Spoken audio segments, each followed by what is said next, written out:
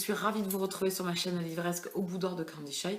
Aujourd'hui, c'est pour faire une gazette et parler de 3 lectures. On va parler de 3 lectures MM. On commence tout de suite avec le tout premier, c'est Search, le tome 2 à feu et à sang de Charlie Cochet aux éditions Dream Spinner Press. Une romance paranormale. Je vous ai déjà parlé du tome 1 en vidéo. J'ai adoré. Et comment vous dire que ce tome 2 est tout aussi meilleur, tout aussi bon et tout aussi génial. Voilà, j'ai adoré ce tome 2. Si c'est plus que le tome 1 encore. Voilà. Ça va en montant. Même si le tome 1 était déjà là, je peux vous dire que ce tome 2 est encore meilleur.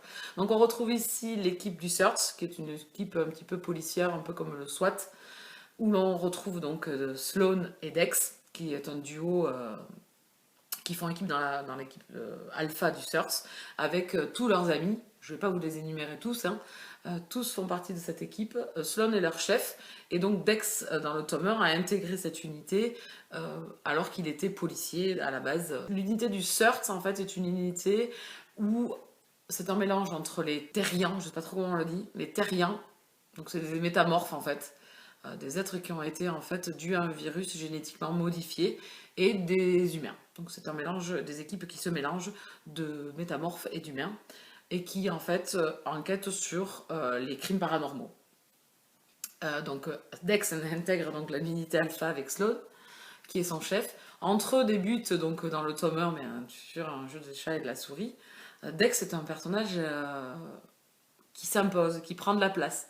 Alors pas forcément dans sa carrure, mais plus dans son caractère, dans son état d'esprit, où il amène ce côté un peu clownesque, et franchement, j'adore. Dans ce tome 2, il y a des passages à vous poiler. Voilà, moi je me suis poilée au bar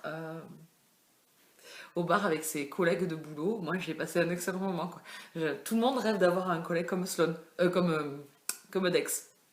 Et vraiment une excellente lecture. Alors je peux pas vous parler de l'histoire parce que c'est un fil conducteur depuis le tome 1. En fait, comme je vous disais, ils enquêtent sur des crimes paranormaux.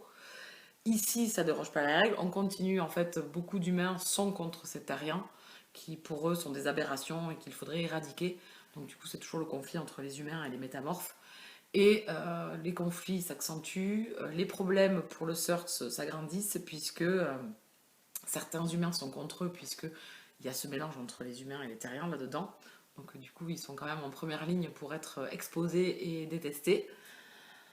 J'ai adoré ce tome 2, et bien évidemment qu'à la fin de ce tome 2, j'avais fortement envie de poursuivre et de lire le tome 3, mais je ne l'ai pas en ma possession. Donc je vais me procurer la suite assez rapidement pour pouvoir continuer. C'est une super saga. Alors pour ceux qui auraient peur un petit peu de ce côté paranormal, qui n'ont pas l'habitude d'en lire et tout, attention, c'est quand même mineur. Voilà, je pense que tout le monde peut s'y retrouver, même ceux qui n'ont pas l'habitude de lire de la romance paranormale, peuvent largement s'y retrouver dans cette lecture-là. C'est vraiment minime, l'univers métamorphe. Il est présent, on en parle, mais c'est pas, ça va pas vous gâcher la lecture. Enfin, je pense pas. Qui a l'habitude d'en lire, c'est vraiment assez léger, assez facile à suivre, et ça ne gêne en rien l'histoire, le récit, et l'implication que le lecteur a dans l'histoire, qui reste quand même très ancrée, puisque comme je vous dis, le Search est quand même une unité qui s'apparente énormément au SWAT, unité policière américaine. Donc du coup, je pense que c'est là où la gêne n'y est pas, le côté métamorphe étant en deuxième plan, je trouve. Pour ma part. Après, peut-être que d'autres ne seront pas d'accord avec moi, mais pour ceux qui n'ont pas l'habitude de lire du paranormal, je pense que ce n'est pas gênant. J'ai passé un excellent moment avec ce tome 2, c'est mon petit coup de cœur, voilà, pour cette saga. Le tome 1 était excellent, ici le tome 2 est encore plus génial. La relation entre Sloane et Dex, bien évidemment, est compliquée, et en même temps est attendrissante. Donc ici dans le tome 2, bien évidemment, ça évolue, donc le lecteur, il attend que ça. Donc moi j'ai pas été déçue du tout, je suis ravie d'avoir découvert ce tome 2. J'ai me temps maintenant de lire le tome 3. Je vais me le procurer soit en e-book soit en papier, pour pas attendre. Et je vous parlerai de la suite très prochainement. Mais en tout cas, si vous aimez la romance paranormale, je suis sûre que cette série, et que vous aimez le MM bien évidemment, je suis sûre que cette série peut vous plaire. Je lui mets un 19 sur 20. Ensuite, on va passer à des lectures numériques. La seconde lecture dont j'ai besoin de vous parler, c'est Sous le même ciel d'Erika Boyer. Auteur que j'ai vu beaucoup passer chez les copinotes, chez Aurore, chez Mumu, enfin chez beaucoup de monde. Auteur que je n'ai pas encore découvert, que j'avais mis dans ma liste d'auteurs à découvrir, en français en plus. en MM, là, en plus, dans cette lecture-là. Et puis, sur Livre Addict, un jour, j'ai eu un petit message privé de Ludo, donc, qui est un membre du forum, qui m'a dit t'aimes la romance paranormale, t'aimes le MM, donc je pense que Sous le même ciel va te plaire. Donc, eh bien, c'était en juin, je pense, ou juillet. Donc, du coup, je me suis quand même mise, j'ai sorti ce roman-là, et j'ai découvert la plume de cet auteur. Quel régal, vraiment. C'est une plume magnifique, une histoire magnifique. Alors, on commence avec nos deux personnages principaux quand ils sont enfants. Donc, on les suit, en fait, toute leur vie. Donc, c'est ça, c'est cette longévité que j'aime beaucoup, que certains auteurs mettent justement dans leurs romans et que j'aime beaucoup. C'est-à-dire qu'on a le temps de s'imprégner des personnages, de vraiment les connaître à différentes périodes de leur vie, parce que moi je suis désolée, mais des fois dans des histoires que j'aime, hein, j'adore, hein, mais on n'a qu'une fraction de leur vie. Voilà, on a, je sais pas, de 20 à 25 ans, ou de 20 à 22 ans, ou voilà, ou de 30 à 35 ans, ou de voilà. Mais là, dans cette lecture-là, on a vraiment toute la vie, on a l'enfance, l'adolescence, le début de l'âge adulte, puis l'âge adulte. Et donc du coup, moi je suis désolée, mais le caractère il se forme, les personnalités se changent, on s'améliore, ou en bien ou en mal, on fait des erreurs. Et donc du coup, c'est ce que j'aimais dans cette lecture, parce que ces deux personnages-là, franchement, sont hyper touchants. Euh, je ne vais pas vous raconter l'histoire. On suit Alexandro qui vient vivre en France, qui vient vivre à Arcachon, en plus qui est pas très loin de chez moi. Dans son enfance, il rencontre Hugo, son voisin, qui habite en face de chez lui. Donc du coup, entre eux se lie une amitié, puis on les suit à l'adolescence, et puis les sentiments évoluent. Et les sentiments d'Alexandro sont très très profonds, très forts. Dès le départ, on sait qu'Alexandro, ses sentiments amoureux vont vers les garçons. Et donc du coup, c'est lui qui nous raconte son histoire. Et en même temps, on a les mots de Hugo par moment, et vraiment, vraiment. Alors la plume de l'auteur est magnifique parce qu'elle m'a fait penser à Lily M, qui est une auteure voilà, où la plume est magnifique, c'est assez poétique, les émotions nous sont retranscrites avec passion, avec force. Et donc du coup, c'est ce que j'ai retrouvé dans cette lecture-là. On suit donc Alexandro et Hugo, après on les suit à 18 ans, à 20 ans, et puis plus tard dans leur vie. Et donc du coup, dans plusieurs périodes de leur vie. Alors, si autant l'histoire commence doucement, avec des difficultés à l'adolescence, puisque c'est là où les sentiments amoureux vont changer, où on ne sait pas si l'autre est réceptif aux sentiments que l'on a, surtout que Hugo a eu des petites copines, donc du coup, voilà. Donc, on a ces petites appréhensions euh, du premier amour, du premier sentiment amoureux, et je pense il peut être autant hétéro qu'homosexuel, ce sentiment-là. C'est ce que je trouve dans ces. Voilà, il n'y a pas de différence quand je lis une romance MF et une romance MM. C'est voilà, moi c'est ce que je veux, c'est les sentiments. Alors que ça soit du FF, du MM ou du MF, ça ne me pose aucun problème. Du coup, ces premiers sentiments amoureux, ces premiers émois, ces premières peurs d'avouer ses sentiments.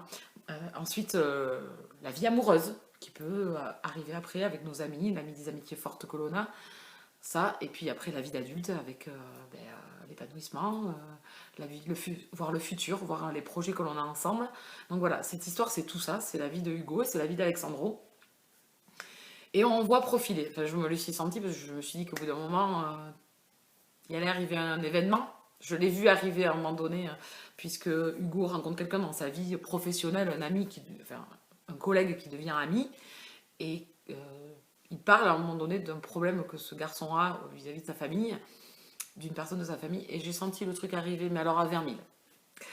Ça ne m'a pas empêché d'apprécier ma lecture, ça ne m'a pas empêché de verser des larmes, ça ne m'a pas empêché d'être serrée jusqu'à la fin de ma lecture, et même encore maintenant quand j'y repense. Et tous ces sentiments que nous transmet l'auteur, toute cette beauté de l'amour, euh, toute cette passion, et le fait de vivre et de penser à soi aussi par moments et voilà, de se construire, de se reconstruire. Euh, mais tout ça, elle l'écrit dans son roman et je trouve qu'elle le raconte magnifiquement bien avec un épilogue qui m'a arraché les dernières larmes qui devaient me rester à mettre, je pense. Voilà, donc c'est une magnifique lecture pour moi. J'ai Sous le même ciel et j'ai eu peur au départ quand j'ai vu que c'était des enfants et qu'on restait pas mal dans l'adolescence. Je me suis dit aïe aïe aïe aïe, ça va être un young adulte et j'avais peur de ça.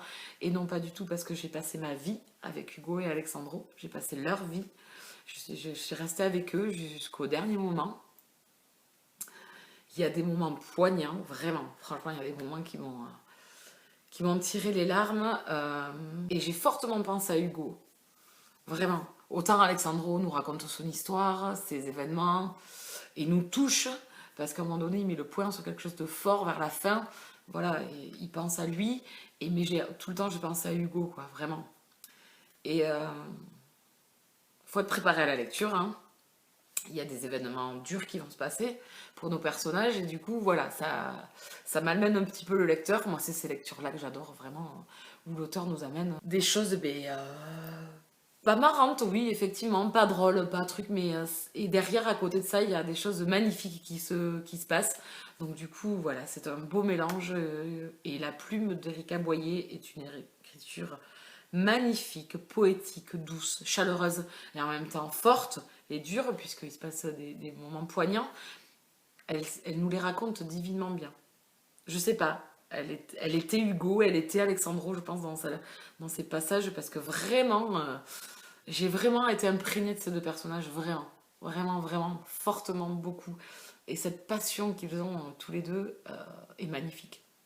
Les mots qu'ils se disent, les instants magiques qu'ils passent ensemble sont magnifiques. Mais j'oublie pas les autres personnages, parce qu'il y a un autre personnage qui rentre vers la fin du roman, et je trouve que cette personne est magnifique aussi. Voilà, elle arrive en deuxième temps, elle arrive pour d'autres moments, et je trouve ça magnifique aussi, vraiment. Et j'ai compris de A à Z les sentiments de chacun, les émotions de chacun, et ce que les amitiés peuvent nous apporter de fort aussi. Et vraiment, je vous conseille cette lecture qui est vraiment poignante, vraiment, et belle. Donc je ne veux pas vous raconter l'histoire, donc du coup c'est dur j'espère, de vous distiller les émotions que j'ai eues et le ressenti que j'ai sur cette lecture, mais en tout cas, donc merci Ludo, en tout cas, pour ce message que tu m'as mis. Voilà. Si tu as d'autres pépites comme ça, n'hésite pas, il n'y a pas de problème, je suis preneuse. Je suis ravie d'avoir découvert le plume de l'auteur. Je ne manquerai pas de lire ses autres romans, donc c'est une réussite. Je lui mets un 19 sur 20. Et la dernière lecture dont je vais vous parler, on change de registre au niveau genre littéraire. On parle de La riposte des dragons, le tome 1, Le devoir du berserker de Marlène Gédinac aux éditions Amixem Bookmark dans la collection Fantasy. Donc aussi on va passer dans la fantasy. Alors ici, premier tome d'une saga qui met en place un univers assez atypique, assez prenant, et je pense qu'il reste encore plein de choses à découvrir. Voilà, c'est un tome 1. Donc je ne peux pas trop vous parler de l'histoire parce que je vais trop vous en dire sinon. Donc on suit Axel de Courcy, qui est un jeune homme de la bourgeoisie française, qui a des dons, qui est un berserker. Donc c'est un genre de sorcier avec à l'intérieur comme une créature qui sort. C'est un dragon, ça je pense que je peux vous le dire, puisque dans le titre... Il arrive un événement lors d'un combat avec des mages. Il arrive quelque chose à Axel. Il change de personnalité et d'identité dû à ça. Et il doit faire face en fait à sa son nouvel être, son nouveau lui. Et du coup, il disparaît. Donc il disparaît pendant pas mal d'années. Et du coup, un jour, il est retrouvé. Et à partir de là, les événements vont se précipiter. Puisqu'on apprend en fait que nous avons un roi sur le trône de France, Louis XXII. Nous avons donc de la noblesse française. Nous avons des mages, des sorciers. Nous avons... il y a pas mal de castes magiques, on va dire. Et donc, la famille de Axel est en conflit, en fait, avec le roi de France. Ils sont le dernier bastion breton, ou normand, pardon, de Normandie. Et du coup... le roi de France veut les éradiquer, veut qu'ils se soumettent et veut leur terre. Et donc du coup, c'est un conflit qui dure depuis très très longtemps. Les derniers bastions sont donc la Normandie et Midi-Pyrénées, donc Toulouse, qui sont en conflit avec le roi Louis XXII. Donc déjà, un univers... alors c'est un univers assez riche en plus, parce qu'on se retrouve un peu dans ces univers monarchiques révolutionnaire un petit peu, donc on a toutes ces apprêtés de cette période-là, en même temps avec des technologies assez récentes. Je suis désolée, ça a coupé, j'ai mon iPad qui avait plus de place, donc du coup je finis avec mon téléphone. Donc ça va un peu bouger parce que j'ai mis le bras, parce que ça tient pas sur le trépied, donc j'espère que ça bougera pas trop. Donc j'étais en train de dire, Je suis désolée, ça, je déteste ça. Je suis en train de dire que j'ai que cette dualité entre le passé et le présent, puisque là, on se retrouve en 1953, donc un petit peu avec nos technologies d'aujourd'hui, puis en même temps avec ce côté enfin, monarchique, avec un roi, avec des chevaux, enfin voilà. Donc, univers un peu steampunk, je trouve, enfin, qui m'a fait penser à un univers steampunk. J'ai beaucoup aimé, un univers de magie. Donc je pense qu'on n'a pas encore toutes les informations. Comme je vous dis, c'est un tome 1. Et là, ça met vraiment en place l'univers. Ça met vraiment en place l'histoire. Donc j'ai trouvé trop court. Voilà, si je devais critiquer, enfin donner un bémol, ça serait que ça soit trop court. J'aurais aimé que ça soit plus lent, mais c'est un tome 1. Donc je pense que c'est fait exprès. C'est fait pour accrocher le lecteur. Donc elle met en place, on en apprend un petit peu sur Axel, mais pas encore assez. Je sais pas qu'est-ce qui l'attend maintenant. J'espère qu'il ne retombera pas dans certains travers et certaines choses qu'il a faites. Quelqu'un a essayé de le manipuler à un moment donné, et donc du coup j'espère que cette personne-là... J'ai cru jusqu'au bout que ça serait pas une personne ignoble, donc je sais pas, on verra dans le tome 2, mais je m'étais dit qu'il allait peut-être aussi avoir des sentiments pour Axel, et en fin de compte, je ne sais pas. Donc je pense pas, vu comment les choses se sont profilées. Mais d'autres personnages masculins sont rentrés en jeu dans l'histoire. Donc en tout, il y a 3 hommes, donc il y a le méchant et 2 autres hommes qui gravitent autour de Axel. Donc je ne sais pas où ça va nous mener. Pour ceux qui veulent absolument du MM, c'est-à-dire des relations, dans le premier tome, il n'y en a pas. Voilà, je préfère vous prévenir. Je pense que je peux vous le dire, c'est pas un spoiler. Voilà, je pense que l'auteur prend son temps. En plus, je vous dis, elle a trouvé une combine pour ce tome 1. Donc il y a relation, mais elle est maligne. Et je peux pas vous dire quoi, parce que du coup, ça vous spoilerait. Donc moi, j'ai trouvé l'idée géniale. J'ai trouvé la façon dont elle nous a amené l'histoire vraiment très originale, l'univers très original, et le fait de ce qu'elle a fait d'Axel. Voilà, cette transformation qu'il y a au niveau d'Axel. J'ai trouvé ça génial. Donc du coup, ne vous attendez pas à du MM dans le premier tome. Je ne sais pas par la suite, je suppose qu'on en aura, puisque je vous dis, pas mal de personnes gravitent autour d'Axel. C'est dense en fait dans cette lecture. On nous donne plein d'éléments pour démarrer l'histoire, et donc du coup, je vous dis, à voir par la suite ce que ça va donner. Mais en tout cas, moi, je ne manquerai pas d'être présente parce que je veux savoir. Je veux savoir d'où ça va nous mener. Je veux savoir qu'est-ce qui attend Axel. Je veux savoir comment il va se dépatouiller de tout ça, comment il va sortir de tout ça. Parce que je pense qu'au fond de lui, il y a quand même encore ancré la chose qui lui est arrivée, la manipulation qu'il a eue. Donc du coup, j'ai hâte. Et du coup, le méchant aussi, je veux vraiment... Enfin, ça... Quelque part, il me plaisait bien, ce méchant. Voilà, donc du coup, ce bad boy, enfin un peu bad boy, j'aimais beaucoup. Maintenant, à voir ce que la suite nous réserve. En tout cas, moi, c'est une belle découverte. Pour l'instant, c'est voilà, c'est une bonne lecture. Voilà. Le fait que ce soit un tome 1 introductif n'amène pas la pépite, parce que je pense qu'on a à peine survolé un petit peu tout ce que l'auteur veut nous raconter. C'est du fantasy. Donc du coup, bien évidemment, ça prend du temps. Et moi, je vous dis, si j'ai un petit bémol, c'est que c'était trop court. Voilà, donc maintenant, il faut que je patiente. Il me faut la suite. Je lui mets un 16 sur 20. Donc je remercie MXM Bookmark pour cet envoi et la plateforme NetGalley. On a fait le tour des 3 lectures dont je voulais vous parler. Je vous retrouve bientôt en vidéo. Voilà, je me suis enfin assise, mais c'est vrai que quand il y a des trucs comme ça qui m'arrivent, je peux vous dire que ça me fout la quinte. Voilà, donc il faut encore que je vide mon iPad, je sais pas. Je l'ai vidé, je comprends pas. Ça sature, donc voilà. Ça a le don de me gonfler. Avec mon appareil photo, ça ne marche pas parce que j'ai pas le retour caméra, donc du coup, des fois, c'est flou. Donc voilà, donc on est arrivé à ça, et du coup, ça me gonfle. Voilà.